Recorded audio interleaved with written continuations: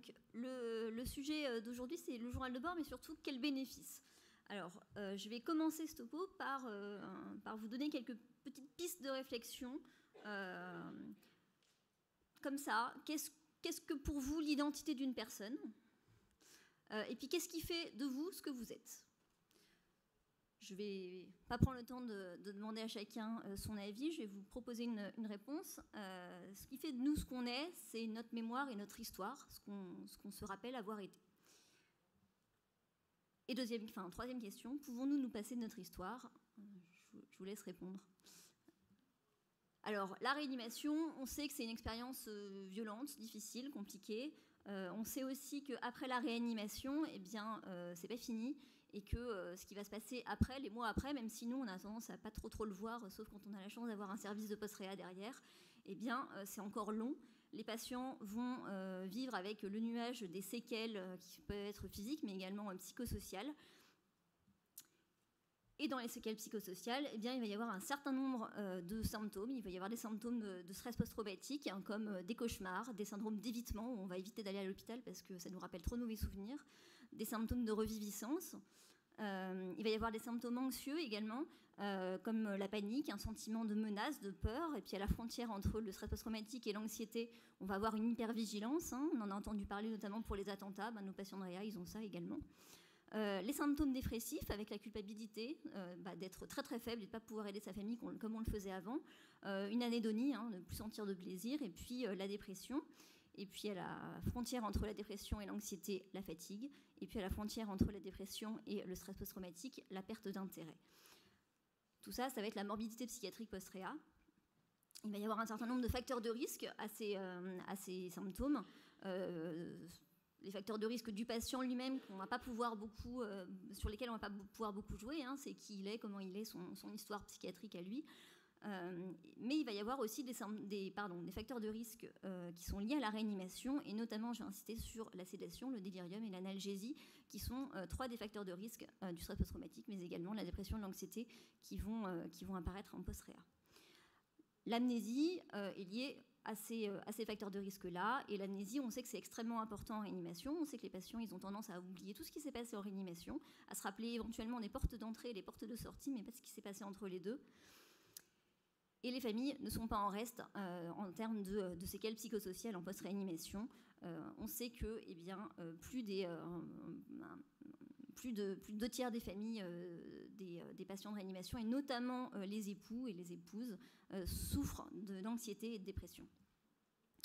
On sait que ces symptômes-là, ils ont aussi des facteurs de risque, et notamment le fait de ne pas avoir d'avoir reçu suffisamment d'informations. Et puis également l'impuissance. Ça, c'est un témoignage d'une proche de patient qui dit ceci: mon rôle en tant qu'observatrice est d'écouter, d'encourager et de sortir quand on me dit de le faire. Peu importe l'importance que vous pensez avoir dans la vraie vie, en réanimation, vous n'êtes que des insectes insignifiants. C'est violent. Il n'y a rien que vous puissiez faire ou dire qui peut servir à quoi que ce soit pour la seule personne au monde que vous voulez aider. C'est vraiment dur d'être un simple observateur. Donc on sent vraiment l'impuissance des familles qui sont autour de leurs proches, qui étaient tout pour lui et qui d'un coup ne sont plus rien, ne peuvent plus rien faire pour l'aider. Alors, une des réponses à ces séquelles psychosociales des familles, mais également des patients, c'est le journal de bord. Alors, petit sondage, qui fait le journal de bord dans sa réanimation? De façon très suivie pour tous les patients sédatés? Bravo. Alors, qu'est-ce qu'on peut affirmer aujourd'hui? Il y a des études un petit peu controversées qui sont sorties, donc je vais essayer de faire un petit point. Ce qui est sûr, c'est qu'il y a énormément de littérature qualitative sur le journal de bord. On sait une chose, c'est que le journal de bord, ça va permettre d'un côté de combler les trous, l'amnésie, et de l'autre côté démêler le réel de l'irréel. On sait que les patients de réanimation, s'ils n'ont pas de souvenirs, en tout cas, ils ont bien souvent des rêves délirants et des espèces de mélange entre la réalité et puis leur cauchemar. Et donc, voilà, le journal de bord, ça va leur permettre de comprendre ce qui leur est arrivé, de créer du sens, et puis deux branches. D'un côté, par rapport à la famille, ils vont comprendre l'attitude surprotectrice des proches, puisque effectivement ils vont comprendre par quoi ils sont passés.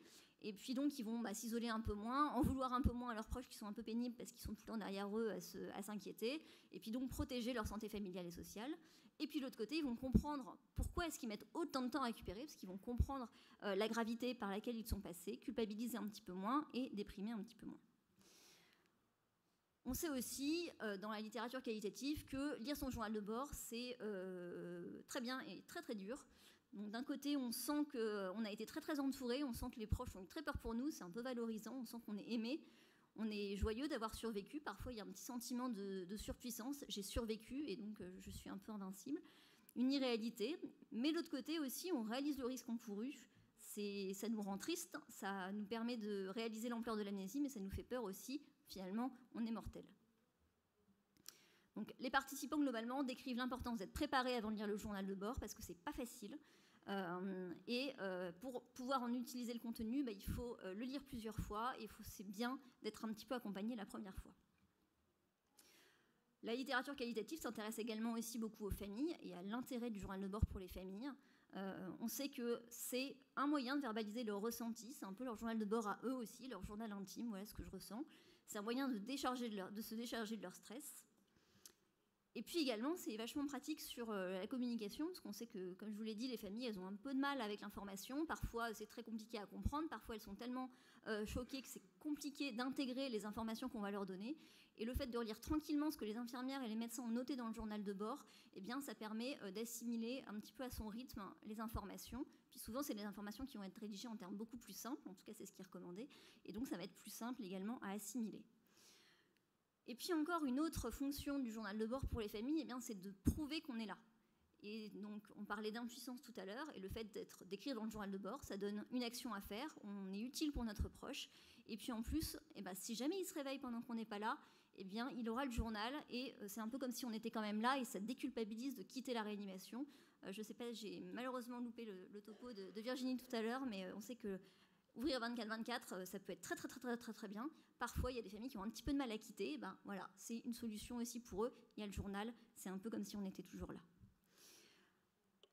Alors, le quantitatif sur le journal de bord, c'est compliqué parce que le journal de bord, c'est un truc très humain, c'est un petit peu soignant dépendant, c'est famille dépendant.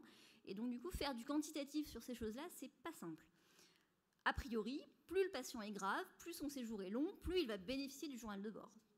C'est logique.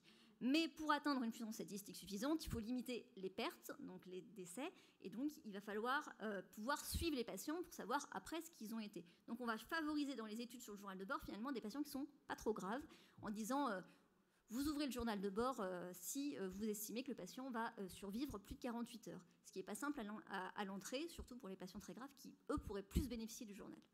Les études sont souvent faites sur des nombres faibles, du coup, avec des patients qui sont finalement un peu moins graves que les patients à qui on voudrait ouvrir des journaux de bord.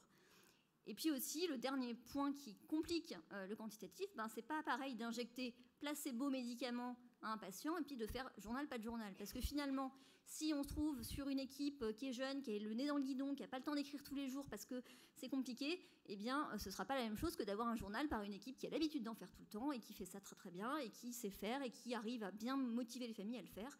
Et donc, du coup, comparer ces journaux-là, c'est pas comme comparer deux ampoules de midazolam ou 2 ampoules de je ne sais quoi. Alors, que disent les chiffres ? Alors là, vous voyez, sur l'anxiété, c'est plutôt mieux d'avoir un journal de bord, mais vous voyez que les 2 études qui sont comparées dans cette méta-analyse, il y a 19 patients journal versus 33 patients sans journal, c'est pas beaucoup. Sur la dépression, c'est un peu pareil, c'est les mêmes études, donc c'est des petits chiffres. Alors, a priori, ça favorise le journal, mais enfin, ça reste des statistiques faites sur des petits chiffres. Sur le stress post-traumatique, on voit que finalement, je ne sais pas si vous avez l'habitude de lire les méta-analyses, mais vous avez le petit losange qui est à cheval sur la ligne. En gros, ça veut dire que ça, c'est un peu discutable en termes de puissance statistique. Et on voit que, alors il y a une étude avec beaucoup de patients, la 162 et 160, qui est plutôt en faveur du journal de bord, l'étude de Christina Jones de 2010, et puis une étude qui plutôt dit que les journaux de bord, c'est pas terrible. En fait, l'étude qui dit ça, on s'aperçoit que quand on regarde, c'est juste que les patients qui avaient des journaux de bord étaient beaucoup plus graves que les autres. Donc forcément, ils avaient plus de risques de faire du stress post-traumatique que ceux qui n'avaient pas de journal. Donc on ne compare pas des populations qui sont vraiment comparables finalement. Dernière étude avec, encore une fois, le problème du nombre, mais qui, pour le coup, est assez intéressante parce qu'ils se sont intéressés à la qualité de vie après la réanimation, à 6, 12, 24 et 36 mois. Et ils sont intéressés à tous les items du SF36. Le SF36, c'est une échelle de qualité de vie bien connue qui mesure à la fois des composantes physiques et des composantes mentales. Et on s'aperçoit que l'intégralité de ces composantes sont améliorées par le journal de bord à 36 mois en post-réa. Donc c'est-à-dire que le journal de bord a amélioré la santé mentale, mais également la santé physique. Vous allez me dire comment ça se fait. Peut-être que quand on est moins déprimé, on va moins penser à sa douleur, on va moins penser à beaucoup de choses, et puis on va être un petit peu plus, on va avoir plus de vitalité, parce que c'est un des items qui est mesuré. Alors comment faire un succès de ce journal de bord? Comment arriver dans le côté positif de ce journal de bord et être efficace avec, puisque c'est pas toujours simple? Eh bien, il va d'abord falloir allier toute l'équipe. Donc il va falloir accompagner la mise en place, en évaluant peut-être, avant de le mettre en place, les réticences des soignants potentiels, suivre la mise en place du projet, vraiment en recherchant tous les problèmes rencontrés par l'équipe et puis en essayant d'y apporter des réponses et de régler les problèmes qui vont se présenter au fur et à mesure. Il ne faut pas dire « ok, ça y est, on ouvre le journal, on oublie tout ». Il faut vraiment accompagner ce processus et puis engager tous les acteurs du soin dans l'ouverture et le suivi des journaux de bord. Il va falloir investir la famille, parce que le succès du journal de bord, ça va être aussi la famille qui va s'investir dans ce journal. Si la famille n'écrit rien du tout dedans, ça va être plus compliqué que si la famille écrit de façon régulière. Alors, qu'est-ce qu'on dit sur le journal de bord? Quels sont les guidelines? Alors, c'est des guidelines qui se basent, encore une fois, plus sur les études qualitatives, mais qui sont extrêmement intéressantes. Dans le journal de bord, qu'est-ce qu'il faut? Il faut déjà qu'on explique pourquoi est-ce qu'on fait un journal de bord, parce que ça peut guider un peu les familles qui, parfois, peuvent prendre le journal de bord comme un cahier de doléances ou vraiment comme un journal intime pour eux. Il faut bien leur rappeler que c'est pour le patient.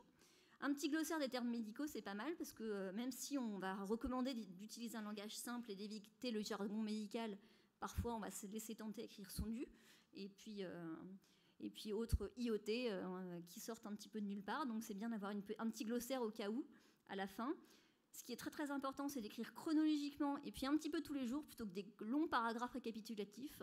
C'est d'avoir la chronologie, c'est ça qui va permettre au patient de reconstruire son histoire petit à petit, et puis signer et dater les entrées. Alors, je ne vous dis pas de mettre votre nom de famille si ça vous pose problème, mais en tout cas votre nom et votre fonction, c'est important, ça leur permet de savoir qui s'est occupé d'eux, et de se rappeler aussi, parce qu'ils ont parfois des souvenirs, et ça leur permet de fixer ces souvenirs-là.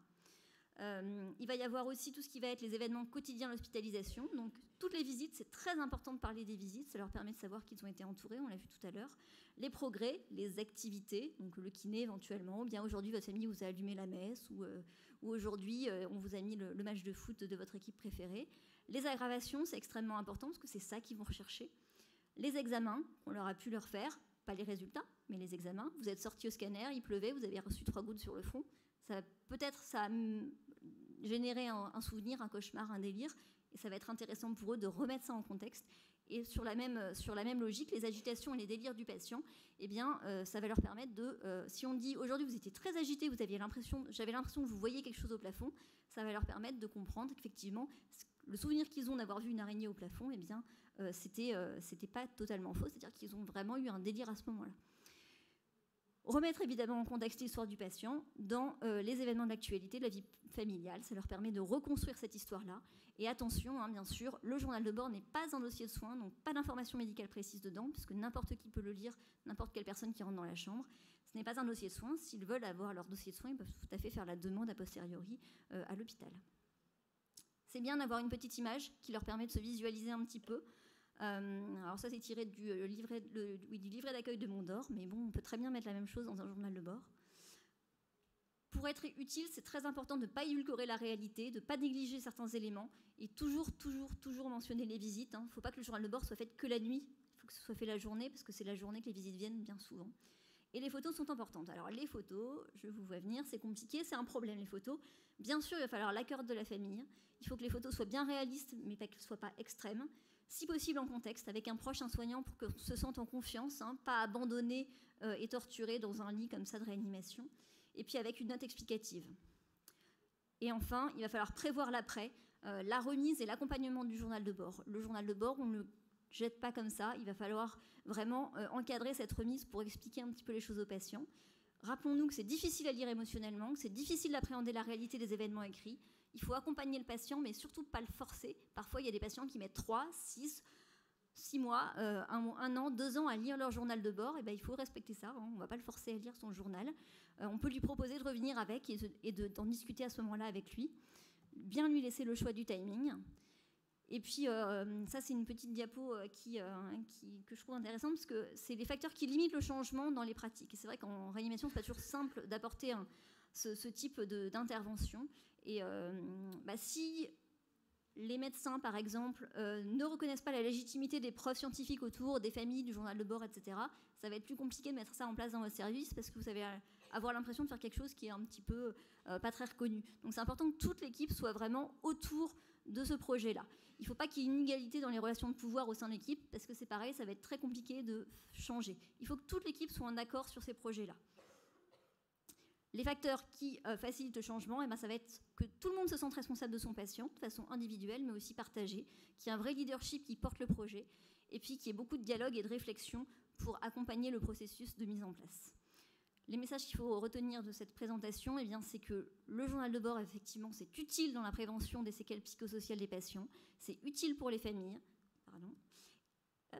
c'est la fin, c'est pour ça, et ça dépend énormément du contenu et de la qualité du contenu qu'on va mettre dedans, donc soyez vigilants à ce que ce soit, si vous décidez de le faire, il faut accompagner ce projet, il faut que ce soit un effort d'équipe, il faut que ce soit un effort d'endurance en équipe. Je vous remercie de votre attention.